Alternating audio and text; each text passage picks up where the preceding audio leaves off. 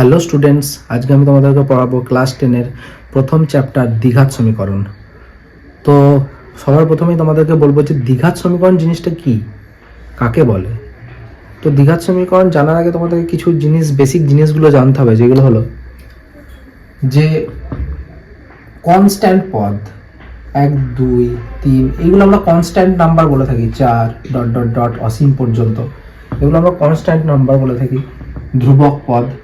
কারণ 1, 2, 3, 4, 5, 6, 7, 8 এদের ভ্যালু কখনো চেঞ্জ হবে না, যা ভ্যালু তাই থাকবে। এগুলোকে আমরা বাস্তব সংখ্যা বলে থাকি, বাস্তব সংখ্যা, রিয়েল নাম্বার। তোমরা ক্লাস 9-এ পড়েছো। এগুলো কনস্ট্যান্ট ভ্যালু।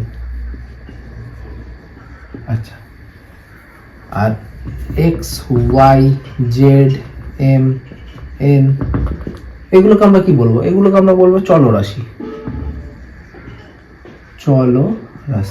আশা করি এই টার্মগুলো তোমরা জানো, ক্লাস 10-এ পড়ছো।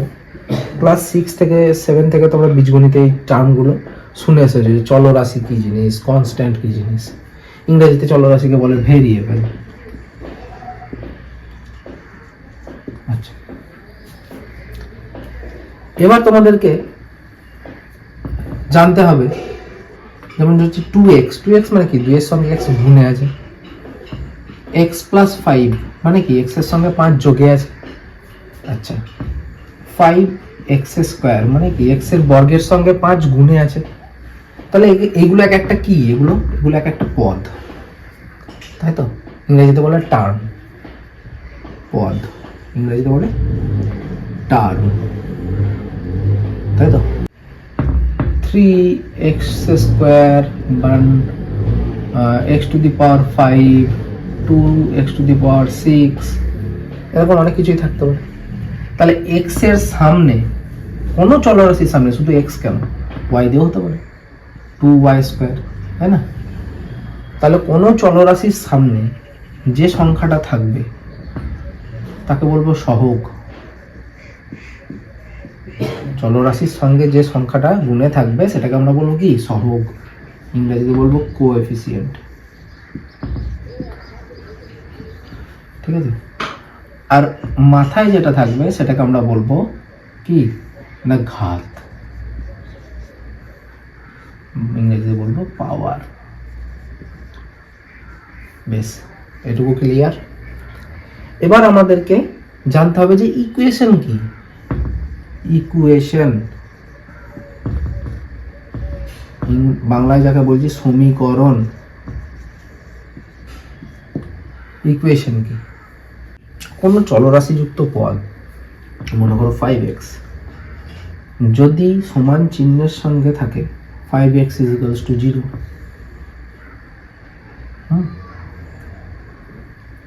বা এরকম হতে পারে x + 5 =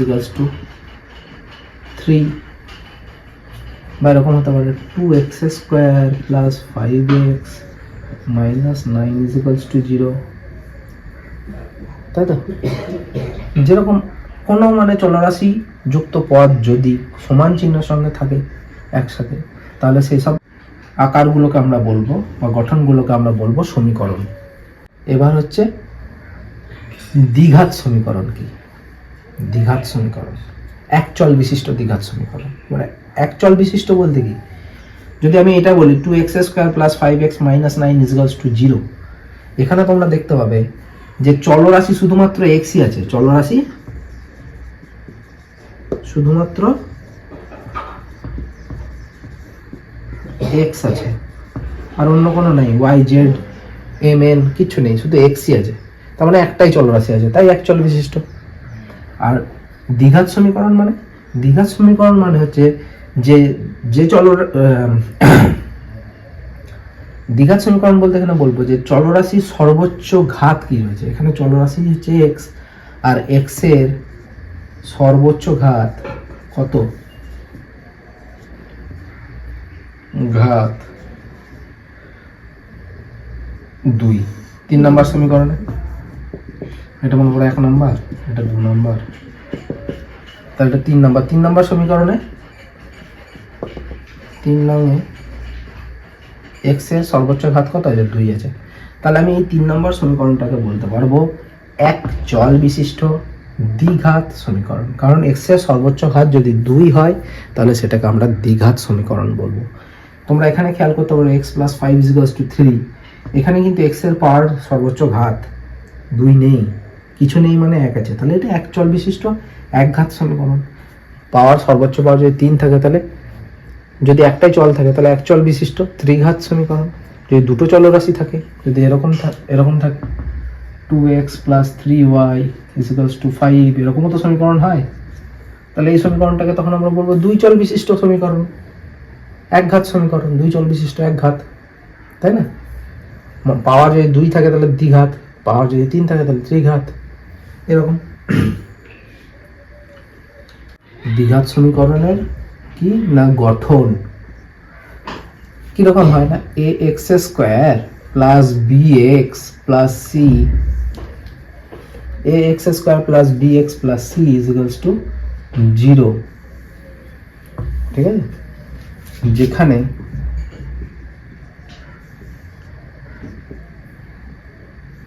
a not equal to 0, এ কখনোই 0 হবে না, মানে a এর মান কখনোই 0 হবে না।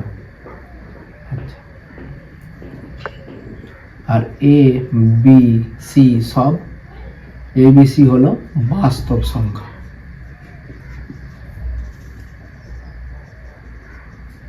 a b c তিনটেই হচ্ছে বাস্তব সংখ্যা, যেখানে a not equal to 0, এর ভ্যালু কখনোই কিন্তু 0 হবে না, তাহলে সেটাকে আমরা দ্বিঘাত সমীকরণ বলতে পারবো।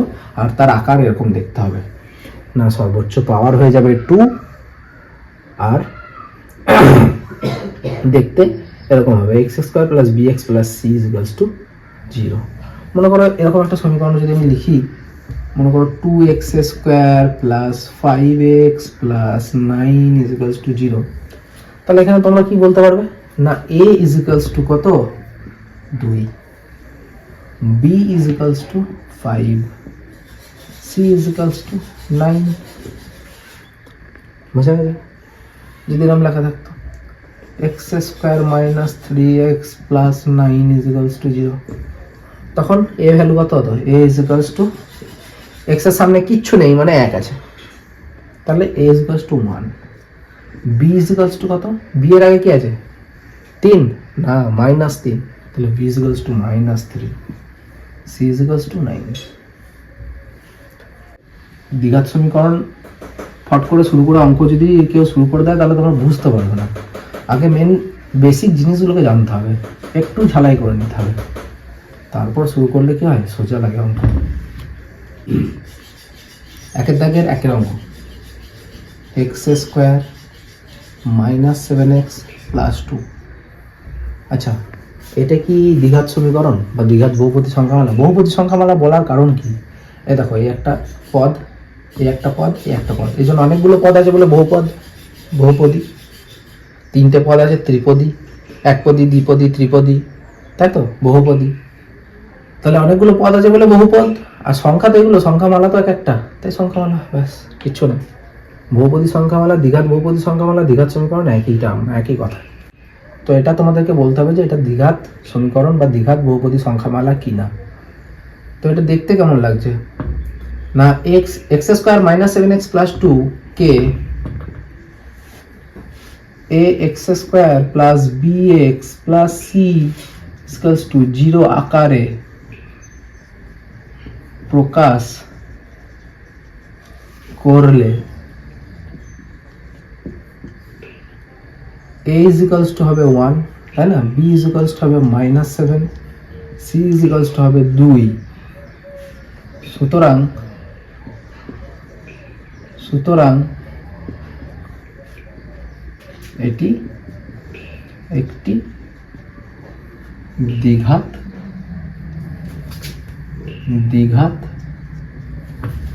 বহুপদী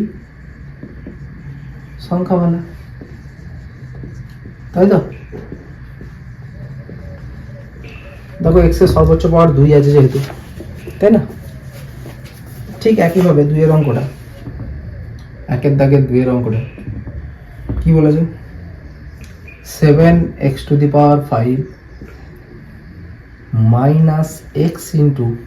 x + 2, এটাকে বলতে হবে এটা কি দ্বিঘাত বহুপদী সংখ্যামালা।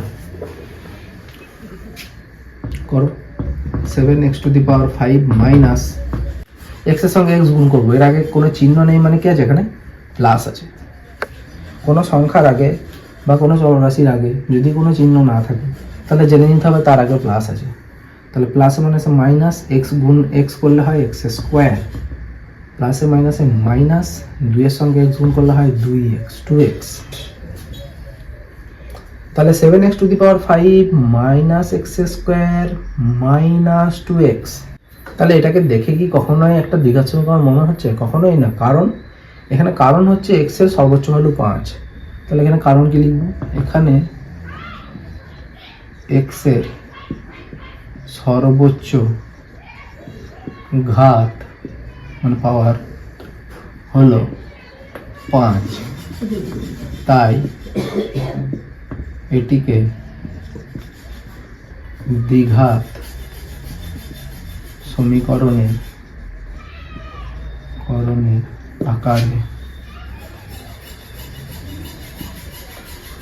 আকারে প্রকাশ করা যাবে না। তাই এটা একটা বহুপদী সংখ্যামালা তো বটে, কিন্তু দ্বিঘাত বহুপদী সংখ্যামালা নয়। এটি দ্বিঘাত বহুপদী সংখ্যামালা নয়।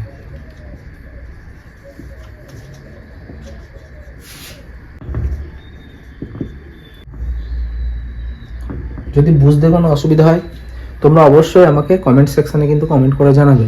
আর যদি ভিডিওটা ভালো লেগে থাকে অবশ্যই কিন্তু লাইক করবে এবং বন্ধুদের সঙ্গে শেয়ার করতে ভুলবে না। আর চ্যানেলটা অবশ্যই সাবস্ক্রাইব করে রাখবে। আরও অনেক ভিডিও তোমরা গোটা ক্লাস 7 থেকে ক্লাস মাধ্যমিক অবধি প্রত্যেকটা অঙ্ক আমি এখানে করাবো, ইভেন আরও নতুন নতুন অঙ্ক করাবো। 2x into x plus 5 plus 1, এটাকে আমাদেরকে দেখতে হবে দ্বিঘাত বহুপদী সংখ্যা মালা কিনা। তাহলে এটা কি আছে? 2-এর সঙ্গে এক্সকে একবার গুণ করব, তাহলে 2x², আর 2x এর সঙ্গে 5কে একবার গুণ করবো, প্লাসে প্লাসে প্লাস, 5 দুগুণে 10x প্লাস 1, তাই তো? তাহলে এটা দেখতে কেমন লাগছে তোমরা দেখো, এটা ax² plus bx plus c আকারে প্রকাশ করা যাবে, তাই এটি একটি দ্বিঘাত বহুপদী সংখ্যামালা। আচ্ছা দেখো এখানে a = কত হবে? 2 হবে, b = 10 হবে, c = 1 হবে, তাই না?